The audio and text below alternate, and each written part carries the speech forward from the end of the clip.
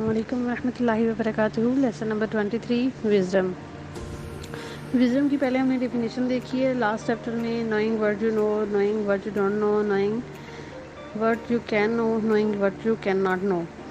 उससे पीछे लेसन में डेफिनेशन देखी थी। इसमें हम थेरीज देखेंगे, implicit theory and explicit theory. First of all, we will discuss implicit theory. Implicit theory describe the basic element of the construct. इसमें बेसिक एलिमेंट ऑफ कंस्ट्रक्ट्स को डिस्क्राइब किया गया है। सबसे पहले है affective, empathy and compassion.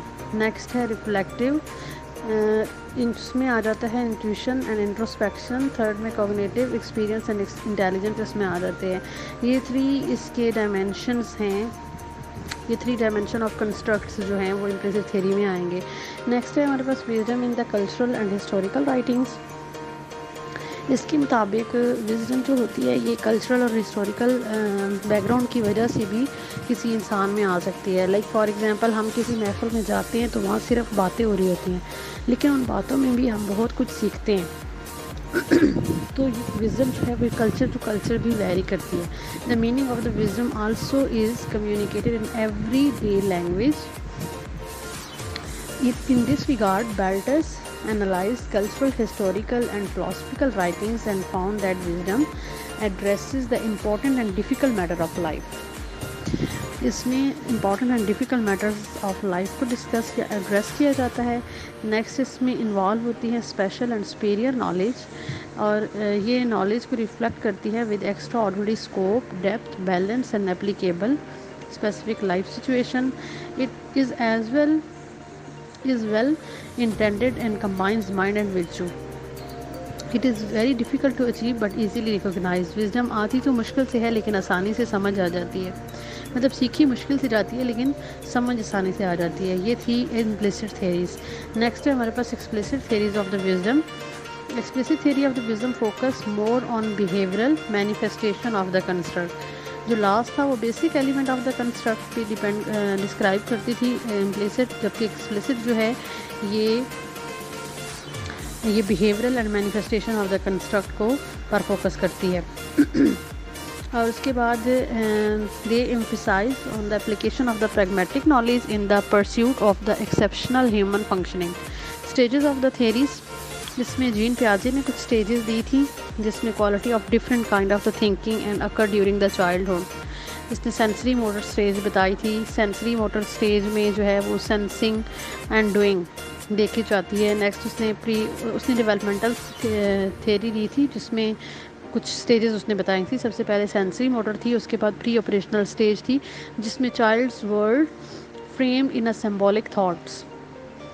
Number 3 में आता है कंक्रीट ऑपरेशनल, इसमें लॉजिकल थॉट्स। और नंबर 4 में है formal operational and systematically testing things hypothesis. ये फॉर्मल ऑपरेशन में आ जाता है। और नेक्स्ट है life span theory. Life span theory Erik Erikson ने दी थी। It is the part of the optimal development. उसने ये कहा था कि विजडम की ये खासियत है कि ज़िंदगी की हकीकत को समझना, ज़िंदगी की हकीकत और डेथ को, यानी दोनों जो हैं ये पार्ट ऑफ द लाइफ हैं और इनको समझना। उसके बाद है जी balance and balance theories. Balance and balance theory जो थी स्टैनबर्ग्स एंड बैटलस बैटलन ने दी थी। Wisdom paradigm are the similar in their emphasis on the organisation and application of the pragmatic knowledge. ये इनके मुताबिक ये कहते हैं कि both views of the wisdom purpose that was wise people can discern views of others, यानी वो ये नहीं सोचते कि जो मैं सोच रहा हूँ वही ठीक है। नेक्स्ट है जी develop a rich understanding of the world. जब तक आपको दुनिया की समझ नहीं होगी तब तक आप बेहतरीन फैसला नहीं कर पाएंगे।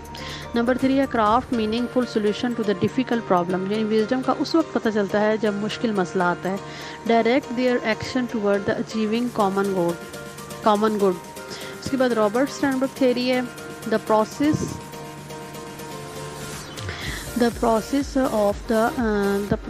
balancing of interest and of the responses to environmental context in the relation to the goal of the wisdom achievement common goal. इनके मुताबिक process in the relation to the goal of the wisdom. More specifically, Sternberg theorized that tracked knowledge underlying particular intelligence. Sternberg defined wisdom as a willingness to use one's skills and knowledge in the most valid and accurate manner possible.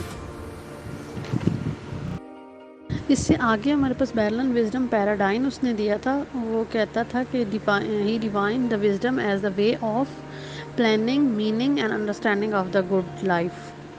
Simply अगर in simple words में कहें तो wisdom is an expertise in conduct and meaning of the life. Baltes and colleagues identified few criteria characterising wisdom. उसने कहा था कि factual knowledge यानी चीज़ों के मतलब आप कितना जानते हैं।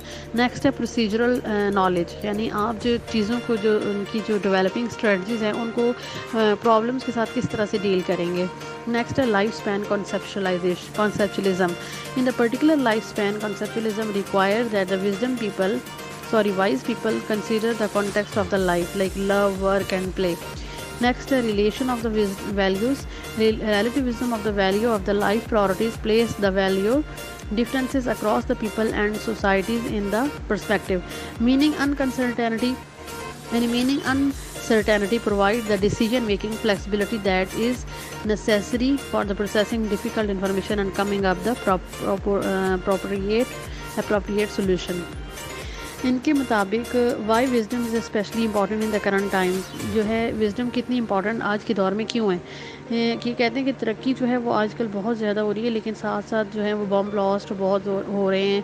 लोग जो टेक्नोलॉजी है उसका मिसयूज़ कर रहे हैं। तो इसलिए ज़रूरी है कि लोगों को वाइज होना चाहिए, कि उनको पता होना चाहिए, उनको इस चीज़ की विजडम होनी चाहिए कि वो अपना टेक्नोलॉजी को किस तरह से यूज़ करें ताकि वो उनके लिए और दूसरों के लिए बेनिफिशियल हो, बजाय इसके कि एनॉर्मस रिस्क लिया जाए, दुनिया को परेशानी की तरफ धकेला जाए। बाज़ औक़ात लोग अपने गोल हासिल नहीं कर सकते, तो इस वजह से भी उनको विजडम जो है, अगर वो वाइज होंगे तो उनको पता होगा कि उन्होंने किस तरह से अपने अल्टरनेट गोल्स बना के अपनी लाइफ में मूव ऑन होना है। अगर आपको मेरी वीडियो पसंद आई है तो इसको लाइक एंड शेयर करें और मेरे चैनल को सब्सक्राइब करें और बेल आइकन को प्रेस करें ताकि हर नई आने वाली वीडियो आप तक पहुंच सके।